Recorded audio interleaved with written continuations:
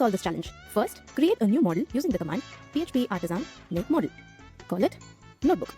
And yes, we would like migration and resource controller. Hit enter. Great, our files are created. Now go to the migration file and we need to add a name column in the notebooks table. So table string and the name is name itself. We also need a foreign ID column for user. So foreign ID for user plus. And if the user model is not imported, import it app models user. Great, let's run this migration using the command php artisan migrate.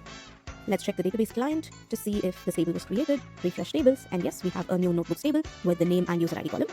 So 2 tasks are done. Now we need to create the resource routes. So go to the routes file, web.php, copy the same notes route declaration and paste it down below.